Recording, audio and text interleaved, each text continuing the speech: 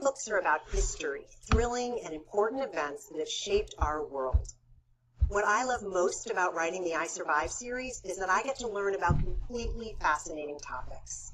And when I'm researching an I Survive book, my goal isn't just to learn dates and facts. I'm always looking out for details that will bring history to life, to learn the stories of real people who've lived through history, stories that will teach and inspire me. And that's why I am so excited to be here with you today at this very special new place, the Museum of the American Revolution in Philadelphia, Pennsylvania. This is one of the only museums in the country dedicated to the American Revolution and the War for Independence, to the story of how the United States was born. I became completely obsessed with this topic as I was writing my book, I Survived the American Revolution. And so being here at this new museum, meeting historians and seeing the dazzling exhibits, it's really like a dream come true. But now I'm even happier because you are all here with me, and there's someone you have to meet, Adrienne Whaley, who works here at the museum. Hey, Lauren, welcome. And welcome to all of you. Our mission here at the museum is to bring the American Revolution to life for you. And not only the battles of the Revolutionary War, we want to help you understand all that led up to the war and how the ideas of the American Revolution are so important to us today.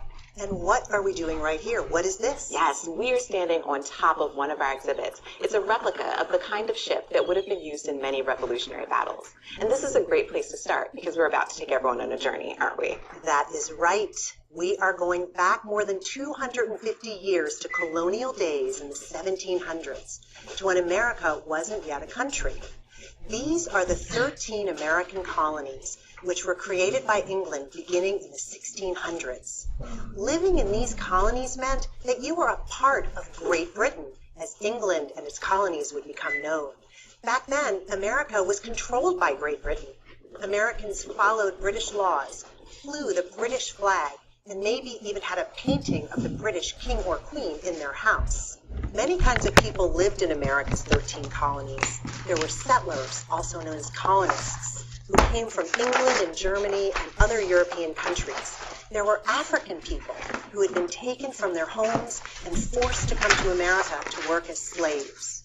There were Native Americans from dozens of different tribes or nations. Some of these tribes had been in Eastern America for thousands of years. By the 1700s, America was growing and changing fast. By 1760, there were 1.6 million colonists living in America. For these people, white and free, America was a land of opportunity, one of the very best places in the world to live. But trouble was brewing. Americans had become frustrated and angry at Great Britain. They wanted more say over the laws and the future of their land. They were tired of being ruled by the British government and their king, George III. Anger grew and grew and grew, and finally, in 1775, this anger exploded into war. The first official battle in the Revolutionary War was in April of 1775, when fighting broke out between British soldiers and American fighters in the Massachusetts towns of Lexington and Concord. I learned so much about this time when I was writing my I Survive book about the American Revolution. The war was longer and bloodier than I realized. It dragged on for 8 long years. More than 50,000 soldiers lost their lives. There were hundreds and hundreds of battles all over the colonies. I heard of the most famous ones, like the battles of Bunker Hill and Saratoga and Yorktown, but I didn't know that the biggest battle of all was one that I had never heard of, the Battle of Brooklyn. That battle, which happened in 1776, was so interesting and important that I decided to make it the focus of my I Survive book about the American Revolution. In my research, I learned about some of the most famous people from that time in history, like George Washington, who led the first American Army, which back then was called the Continental Army, and Thomas Jefferson, who wrote the Declaration of Independence, and Alexander Hamilton, who was a trusted aide to General Washington throughout the war. But for me, the most exciting part of research is discovering ordinary people from history, people like you all out there, people like us. Absolutely, and that's so at the heart of what our museum is about. Our exhibits are based on real people, including kids who were involved in all parts of the revolution. I love that so many of your exhibits are focusing on young people. And you're going to get to hear some of the stories about them today, because I've arranged for a really special experience, a behind-the-scenes tour of the museum. Well, let's go.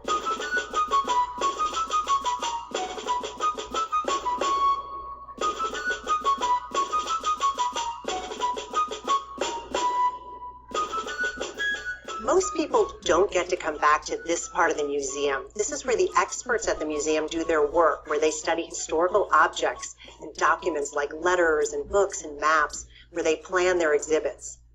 And with us here today is Matthew Skick, who works at the museum and has been completely obsessed with the revolution since he was a child. That's right, Lauren. Ever since I could read, I've been reading books about George Washington and the American Revolution and always wanted to learn more. I had a dream of working in a museum someday, and here I am. With us. So, is there a part of the revolution that in your mind is the most special, the most important?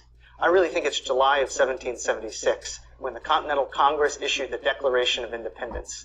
And many people read the words of the Declaration of Independence in newspapers. And you're going to show us this right now. Take a look at this. This is a July 6th, 1776 printing of the Pennsylvania Evening Post, printed here in Philadelphia, and it includes a full printing of the Declaration of Independence. And that's so amazing because I keep imagining all over the colonies people reading this document and becoming inspired and, sharing it with their children. So this is really how the idea began to spread. Is that right? That's right. Yeah, this is the birth of the United States of America.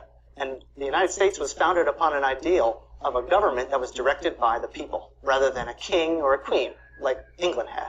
And this is a totally new idea right at the time. Right. No other country has this kind of government. And this was an idea that people were really willing to fight for. That's right. The American revolutionaries fought for the ideals of the Declaration of Independence in the 8-year Revolutionary War.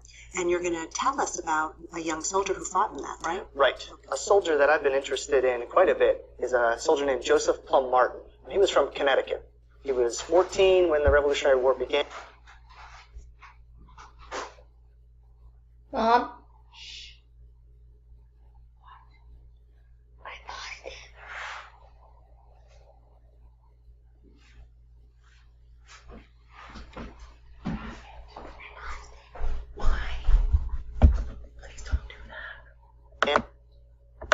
And 15 when he actually joined the American Army, which became known as the Continental Army. And he served in a number of battles and served about 7 years throughout the war. The first battle, though, that he encountered was the Battle of Brooklyn, which took place in 1776. That was the battle that I decided to focus on in my I Survived book about the Revolution, because it's a battle that happened right after the Declaration of Independence was issued, and it was the biggest battle of the entire war, and yet so few people had heard of it. Right. Joseph Plum Martin was encouraged by some of his friends in Connecticut, and they became soldiers and marched down to New York City to try and defend it from the British. It was the largest battle of the Revolutionary War, but not much went right for the Americans. Right. And that was only the first battle that Joseph fought in, right? He was a part of almost the entire Revolutionary War. Is that right? That's right. He remembers shivering in the cold at Valley Forge. He remembers the last major battle of the Revolutionary War at Yorktown in Virginia, where a large British army surrendered.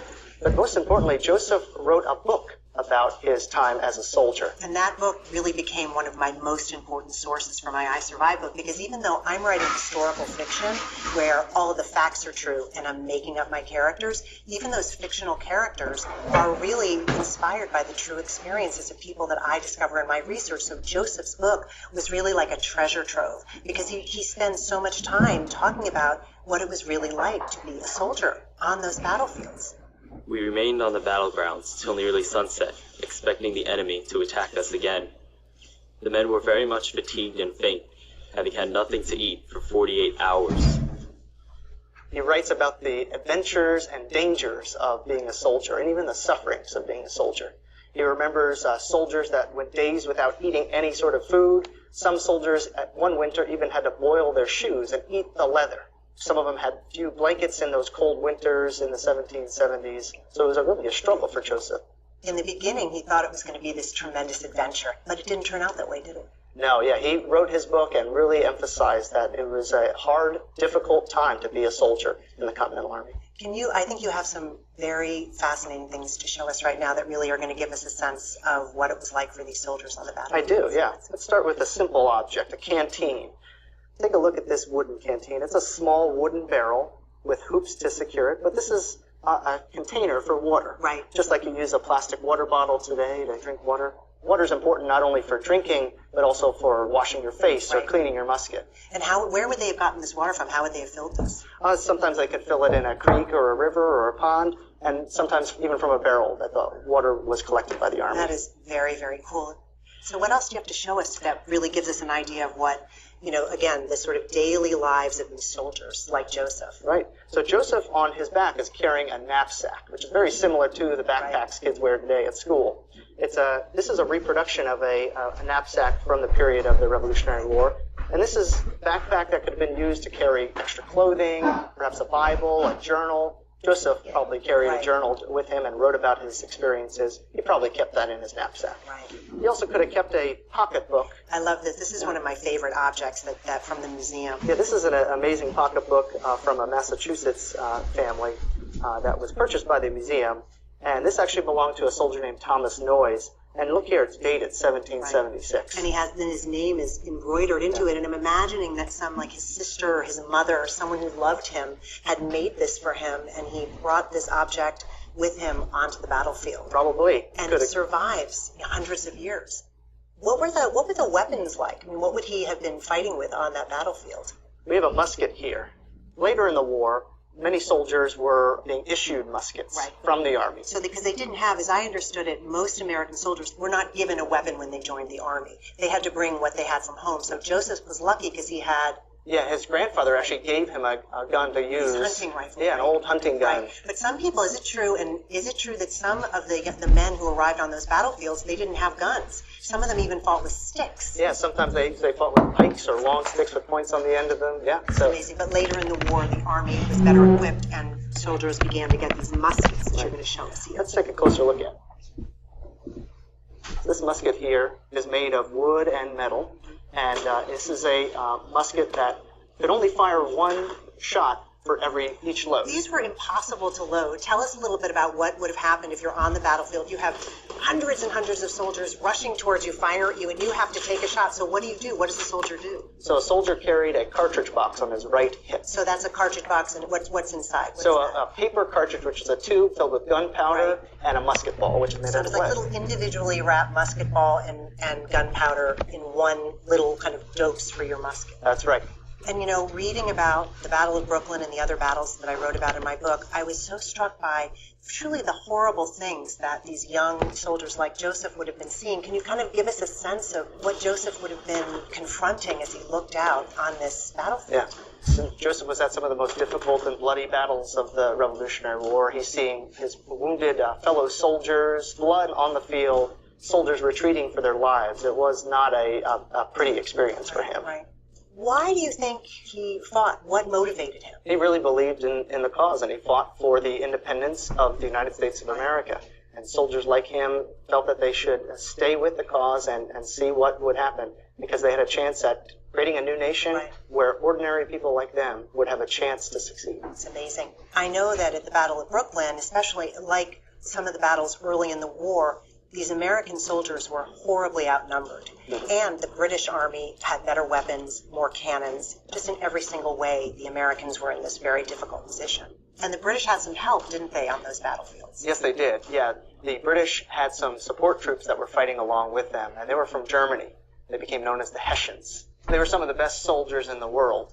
And they were known as Hessians because they were from different principalities, little kingdoms in Germany. Right. One was known as Hesse-Kassel, and that's why they were known as Hessians. And they wore blue uniforms, and some of them even wore brass caps, like this one. And these are among your favorite things in the museum, and they're just really amazing to look at. This is a reproduction. We have an original cap on display, most of which were actually taken up from the mud of the Delaware River in the early 1900s. So this is a reproduction based on those pieces. So imagine soldiers wearing these brass caps, glistening in the sun, marching towards the American lines, where Joseph Plum Martin was probably very nervous. But now you're going to tell us about another young soldier who had a very different experience. One story we tell here at the museum is about the story of London Pleasance, who was a teenager who lived on a plantation in Virginia, just outside of Richmond. And London was not free. He was enslaved, right? Right. He was an enslaved young man who was working on that plantation, not by his own choice, but he was forced to work there, and he was not paid for his work. One of the things I think that I didn't fully appreciate is just how many enslaved people there were in the colonies. 600,000. Right? Yeah, that's right. And so tell us about London. How did he end up becoming a part of the Revolutionary War? So later on in the war, in 1781, just before the Battle of Yorktown, the British and American armies were fighting throughout Virginia. And the British actually offered an opportunity for enslaved men and women. If they joined the British Army, they could have a chance at their freedom. And thousands of men and women, former slaves, ran away from their plantations on which they were working and then joined the British Army. That is it's amazing, because we know that all of these soldiers took terrible risks. But London was taking a double risk, right? Because he not only was volunteering for combat to go onto a battlefield, but what would have happened if he had been, if he had been caught? Right. If he tried to run away, he may have been caught and thrown back into slavery, or perhaps even killed because he was a runaway servant. He could have been whipped as well. So it was a harsh reality for London. Joseph had choices in his life, and London did not. Being enslaved, he did not have choices. Yeah. And the big choice to go and fight for the British put him at tremendous risk. That's right. And now you were going to show us a little bit about what London's life was like on the battlefield. But what's interesting is that he was one of the many, many thousands of young men who weren't actually firing weapons, but they were doing something super important, which was tell us about that. London was actually a trumpeter in the British Army, and he carried a musical instrument. And armies of that time period actually used musical instruments as communication tools. Right, because there weren't bullhorns and walkie-talkies and cell phones back then, and it's very noisy, and the officers, the generals, had to be able to tell their soldiers which way to march, whether to make a right or the left, when to fire their weapons, and they relied on these instruments. And that's what drummer boys did too, right? Drums, fifes, and trumpets. Fifes are those little flutes. Exactly, Right. And a trumpet that London carried was probably long, and it was a very loud instrument, so it could be heard over great distances. But London probably was armed. He probably carried a sword, much like this British sword that we have here in the collection. So he's carrying that sword on his left side to protect himself if necessary. And even though he was not, he's not a soldier in the way that Joseph was, he faced tremendous risks during these battles, and he saw some terrible things in the battle that he was a part of. Yeah, so we know one battle that he participated in was up in Connecticut. It was an attack on New London and another town just across a river. And London remembers seeing the devastation of that battle, a town being burned and American prisoners being actually killed. So it was not a very nice situation to be a part of. So did London gain his freedom after the war? I hope he did.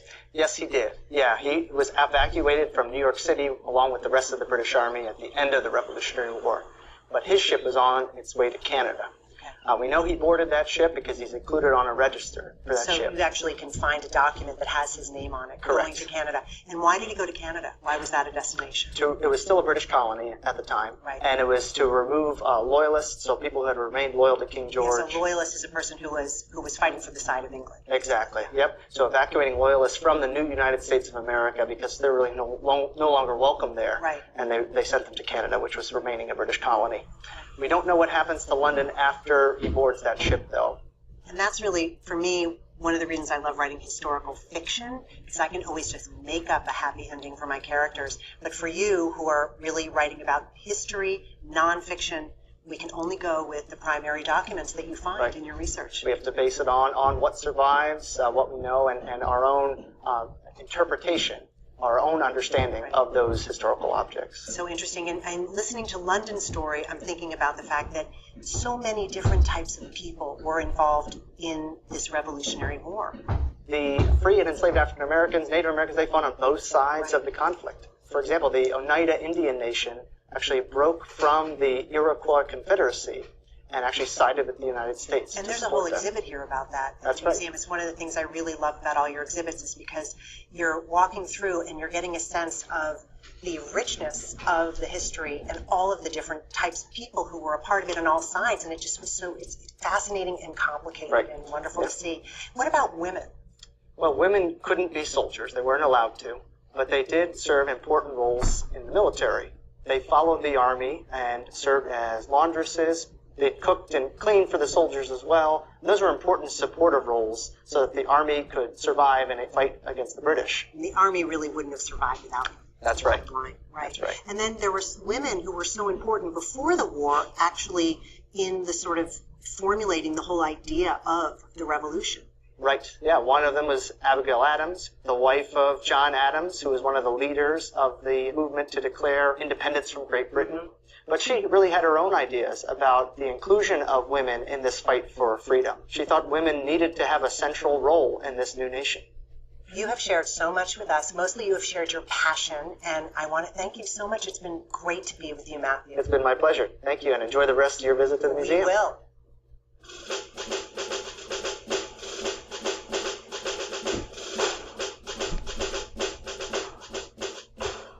I am standing in front of probably the most special exhibit here at the museum. Behind me is a treasure that has somehow survived nearly 250 years. It's the actual tent that General George Washington used throughout the war as the commander of the Continental Army. It was his office, it was his home, it was where he wrote letters to his wife and plotted with his generals. Most of us know of George Washington as America's first president, the man whose face is on our dollar bill and on our quarters. But I think most historians would agree that the most remarkable part of George Washington's life was what he did when he was a general during the Revolutionary War. Washington was not too eager to become the commander of the army. He had a great life before the revolution started. He was successful, he was wealthy, he was respected. He had a beautiful home in Virginia. He loved his wife Martha and was a devoted stepfather to her children. When he was asked to become the commander of the Continental Army, he knew very well that he did not have the experience he really needed. He agreed to become the leader of our troops out of a sense of duty. He believed very strongly in the cause of America's freedom from Britain. He was willing to risk everything to fight for that cause. Things did not go well at first for General Washington. His first battle as general was in 1776, the Battle of Brooklyn, and as we've already heard, that was a disaster. General Washington himself was nearly captured. He came close to losing everything, the war, the cause of freedom, even his life. Afterwards, he felt totally humiliated. People thought he should be fired. But George Washington didn't quit. He worked hard to learn from his mistakes, and he got better and better at being a leader on and off the battlefield.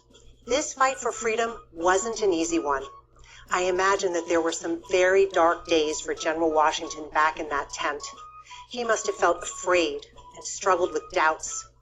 Day after day, he had to muster up the strength to keep fighting. And isn't that what really makes him a hero? That he came back from failure?